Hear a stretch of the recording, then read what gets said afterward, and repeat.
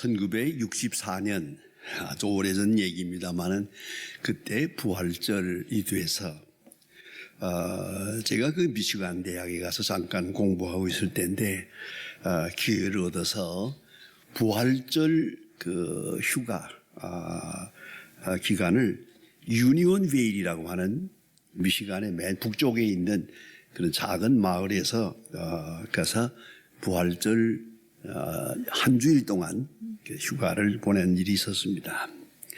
아주 인상적이고 일생 동안 기억에서 지워지지 않는 대단히 좋은 경험을 했습니다.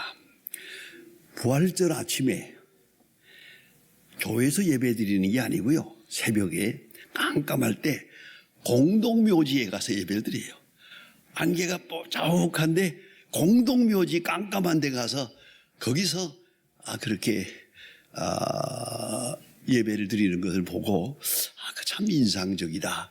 그 산자와 죽은 자가 같이 예배 드리는 거거든요. 그건 참 의미가 있다 그런 생각을 했습니다. 그리고 또 소중한 작은 경험이 있었습니다. 그것은 그 목사님 댁에서 제가 일주일 지냈는데 그 초등학생들, 그래서 한 2, 3학년 학생들입니다. 초등학생들이 그 아이가 둘이 있었어요. 그 목사님 댁에. 얘들이 학교 갔다가 학교에서 공부를 마치고 나서 축구를 했대요.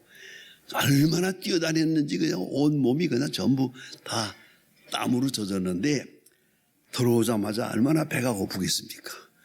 이 밥을 먹으려고 하니까 어머니가 안 된다고.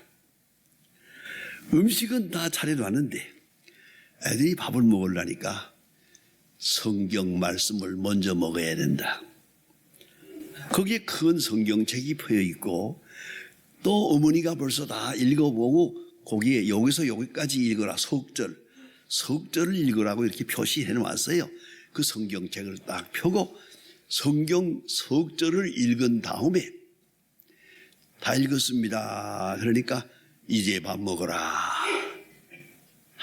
너무 인상적이었어요. 아무리 배가 고파도 말씀을 먼저 먹고 먹어야 된다. 언제나 하나님의 말씀이 먼저다. 뭐 그런 뜻이에요. 아주 중요합니다. 아주 철학적이고 신학적이고 중요한 의미가 있습니다. 여러분, 작은 일이나 큰 일에 이것은 꼭 작용합니다. 그게 뭡니까? 빵이 먼저냐 말씀이 먼저냐? 빵이라고 하면 이건 물질을 말하는 겁니다. 빵만 있으면 된다. 모두가 배불리 먹을 수 있으면 된다. 모든 것의 근본은 빵이다. 물질이다. 그게 바로 공산주의 이론입니다. 모든 것의 근본은 물질이고 모든 문제의 해결도 물질이고 모든 문제의 그 종국도 물질이다. 이렇게 보는 것이 소위 유물상관입니다. 유물상관. 아주 무서운 것이. 이것이 바로 공산주의요. 또 우리 마음속에 종종 우리를 시험하는 중요한 사건입니다. 이에 반대되는 말씀을 하겠습니다.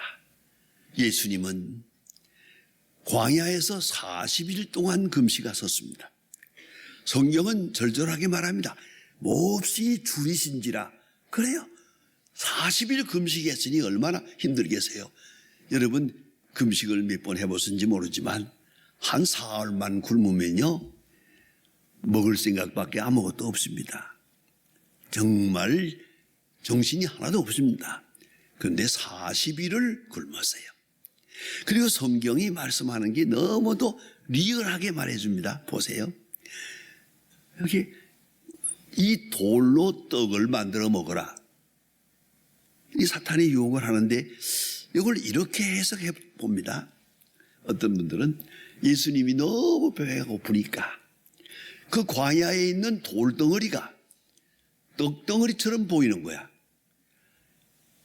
돌덩어리가 떡덩어리처럼 보이고 그리고 마음속에 시험이 오는 겁니다. 저 돌덩어리가 떡이라면 얼마나 좋을까? 그때 마귀가 시험을 하는 겁니다. 그래, 저 돌로 떡을 만들어 먹어라. 당신 하나님의 아들 아니요? 당신 능력이 있잖아요. 말씀 한마디면 되는데 저 돌로 떡을 만들어 먹어라. 이것이 사탄이 예수님을 시험한 내용이었다. 그렇습니다. 그런데 놀라운 것은 이 절박한 시간 40일을 굶었어요. 돌덩어리가 떡덩어리처럼 보이는 아롱아롱하는 이런 시간이지만도 예수님은 대답합니다. 사람이 사는 것은 떡으로만 사는 것이 아니고 하나님의 말씀으로 사느니라. 아직도 말씀이 먼저요. 40일을 굶어서도 말씀이 먼저요. 이걸 잊지 말아야 합니다. 물질이 먼저가 아닙니다. 많은 사람들 여러분 보지 않습니까? 주변에서 이 결혼이라고 하는 문제를 놓고 이거 어떤 사람하고 해야 될까 뭐라고 할 때 여기 또 큰 시험에 빠지는 거예요. 이 사람은 신앙을 있는데 돈이 없어. 이 사람은 신앙은 없는데 돈이 많아. 자, 돈이냐 인격이냐, 보이는 물질이냐 보이지 않는 내면 세계냐, 갈등을 일으키게 됩니다. 그러다가 많은 사람이 돈을 택했다가 눈물깨나 흘리는 것을 많이 봅니다. 일생을 후회하는 겁니다. 물질을 앞세우는 사람처럼 하찮은 인간이 없는 거거든요. 근데 예수님 참 대단한 겁니다. 40일을 굶은 이 절박한 시간에도, 이 시간에도 말씀이 먼저요. 말씀이 근본이요. 말씀이 생명이요. 돈만 있으면 모든 문제가 다 해결될 것처럼 생각합니다. 아니옵시다. 큰 시험입니다. 어떤 절박한 형편에도 하나님의 말씀이 먼저다. 그걸 잊지 말아야 합니다. 그런데 문제는 여기에 있습니다. 이 소중한 말씀이 계시는데 말씀을 말씀되게 하는 나의 자세가 문제입니다. 그것이 문제입니다. 이 리얼리티는 확실합니다만은 내가 어떤 자세로 임하느냐, 내 마음의 자세. 사람에게는 지능도 있고 능력도 있고 뭐 다 있겠지만 가장 중요한 것은 애티튜드, 자세가 문제입니다. 마음의 자세가. 이 자세에 따라서 말씀이 말씀되기도 하고 말씀이 능력되고 말씀이 생명될 수 있습니다. 그러나 자세가 비뚤어지면, 자세가 잘못되면 그만 모든 것이 허사로 돌아가는 걸 볼 수 있습니다. 그래 오늘 성경 말씀을 보면 하나님의 말씀을 말씀되게 하기 위하여, 하나님의 말씀이 말씀되게 하기 위하여 하나님께서 이스라엘 백성에게 큰 시련을 주셨습니다. 그것이 바로 40일 광야 생활입니다. 이 광야 40년, 특별한 겁니다. 죄송하지만 저는 어렸을 때부터 생각하기를 광야 하면은 그저 모래사장을 생각했어요. 제가 어렸을 때 바닷가에 나가보면 그 모래사장이 있어서 아마 저기 광야인가 보다 생각했어요. 근데 광야가 그게 아니더라고요. 여러분, 저기 혹 LA에 가보셨습니까? LA에서 저 라스베가스로 가는 동안에 6시간 동안 차 타고 가면서 보면 그 주변에 있는 그게 광야입니다. 끝도 없는 사막같이 보이지만은 거기에는 엉겅비가 있고, 그리고 그 선인장들이 서 있고, 전혀 비가 오질 않은 것, 바짝 마른 광야입니다. 무서운 광야입니다. 그 한 번 들어갔다가 잘못되면 다시 나오지도 못합니다. 무서운 광야 생각해 보십시오. 40년 동안 광야에 주셨어요. 왜? 그리해서 말씀으로 말씀되게, 하나님의 말씀을 말씀으로 알고 하나님의 말씀만 의지하는 사람, 그런 민족 되게 하려고 하나님께서 이와 같이 섭리하셨어요. 그래 오늘 성경 말씀에 누누이 말씀합니다. 광야 40년, 그 이유는 너희를 낮추고 하나님만 의지하고 사람이 떡으로 사는 것이 아니고 여호와의 말씀으로 산다는 사실을 알고 믿고 따르게 하기 위하여 광야 40년을 주셨다. 굉장한 아주 구체적인 복음입니다. 40년의 이유 분명히 말합니다. 이것은 낮추시고 낮추어서 사람이 말씀으로 산다는 것을 알고 그렇게 살아가도록 하기 위하여 광야 40년을 주셨다. 깊이 생각해야 합니다. 마치 어린아이가 어머니의 젖을 사모하는 것처럼 아주 어린아이가 오직 어머니의 젖 하나만, 그 외에 아무것도 소원이 없습니다. 그런 순전한 마음이 되게 하시려고 하나님께서 광야 생활을 주셨다는 것입니다. 하나님만 의지하는 심플 마인드, 아주 단순한 마음, 단순한 믿음. 광야는 아무것도 없거든요. 농사도 못합니다. 물도 없습니다. 아무것도 없는 이 광야에다가 40년을 놔둔 이유가 뭐냐? 하나님만 의지하기에, 그런 단순한 마음을 주시기 위하여, 그런 마음밭을 준비하기 위하여 광야 40년을 주셨다. 마하트마 간디라고 하는 인도의 정신적 지도자를 여러분이 아십니다. 그 간디의 글 가운데 이런 말이 있습니다. 간디는 항상 진실을 역설했습니다. 그 백성들이 거짓말을 많이 하고 거짓된 것을 알고 진실을 역설합니다. 그리고 단순한 진실을 역설합니다. 진실이 최우선이다. 단순한 진실. 그러면서 몇 가지를 우리에게 가르쳐주고 있습니다.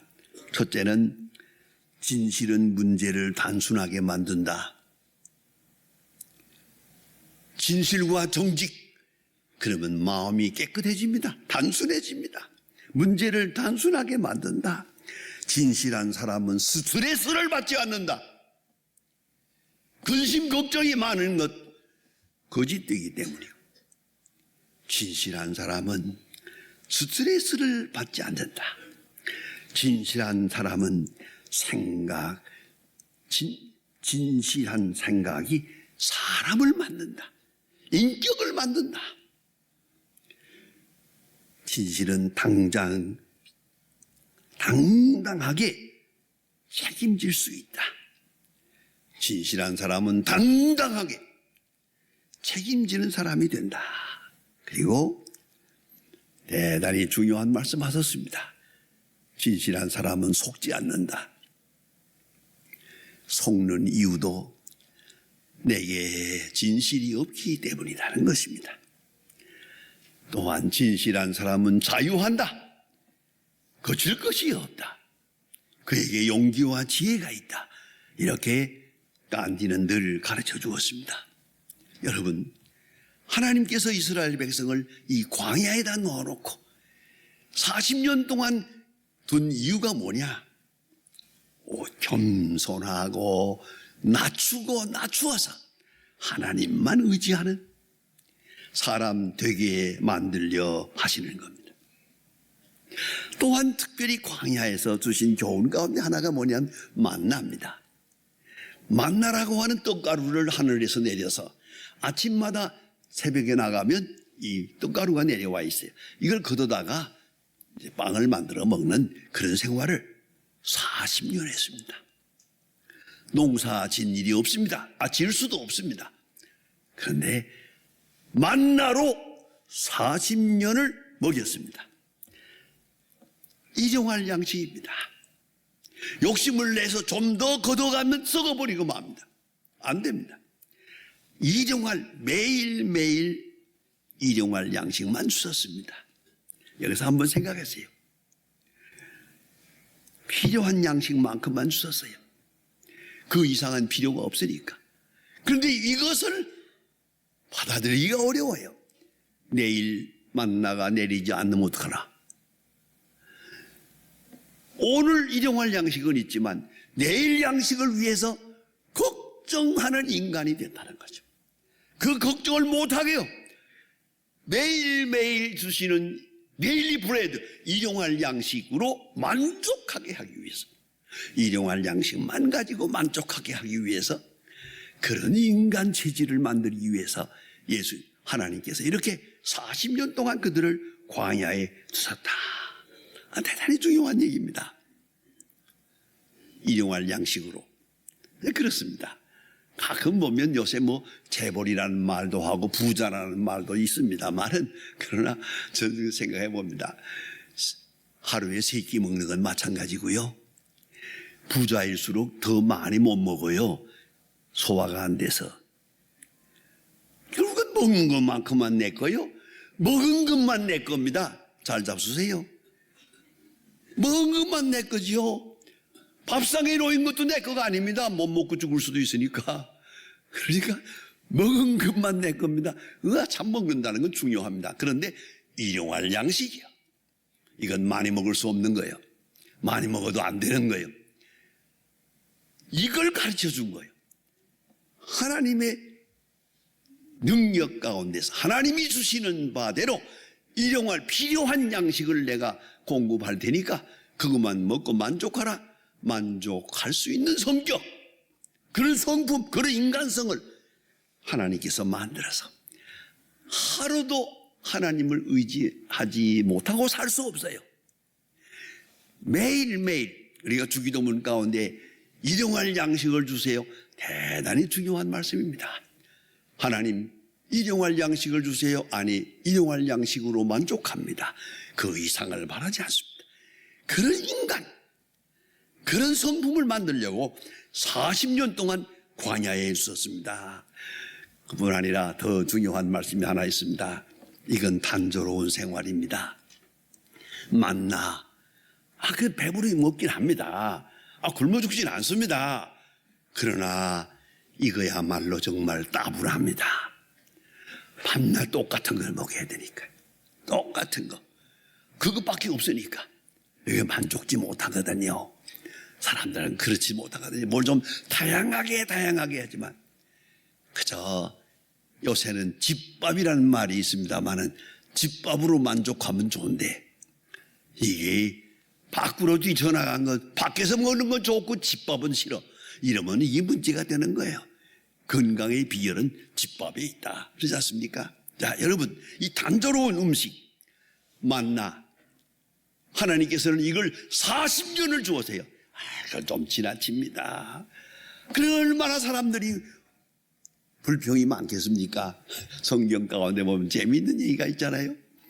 아니, 항상 만나만 먹다 보니까 이 사람들이 하는 말이 고기 먹고 싶다. 세상에 고기 좀 먹고 싶다. 그러니까 하나님께서 묘추라기를 보내가지고요, 코에서 누린내가 날 만큼 먹였대요. 그냥 고기를 실컷 먹어라.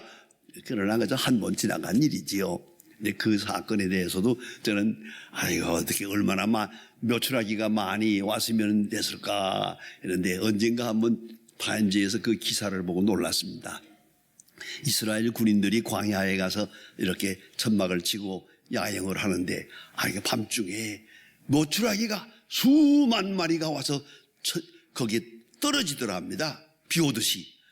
그래서 다 전부 다 주워다가 구워 먹었대요. 이게 도대체 웬일이냐 이게? 하고 연구해 보았더니 묘추라기가 이렇게 날아가다가, 광야를 날아가다가 힘이 떨어지면 땅에 사막에 떨어져 가지고 거기서 하룻밤 자고 에너지를 회복해 가지고 아침에 달아나는 거예요. 이걸 보고야 묘추라기를 먹였다. 그 사실을 알게 됐다는 거 아닙니까? 진작부터 믿을 거지 뭘 그렇게 의심할. 그래, 그 묘출하기란 그런 겁니다. 그런데 이렇게 해서 묘출하기를 먹였죠. 성경 보다 보면 또 이 사람들은 불평을 하는데, 무리에 뭐, 그 묘출 배가고, 뭐, 어쩌고, 뭐, 그 고기가 먹고 싶고 한데, 고기 먹고 싶다는 것까지는 나도 이해하겠습니다.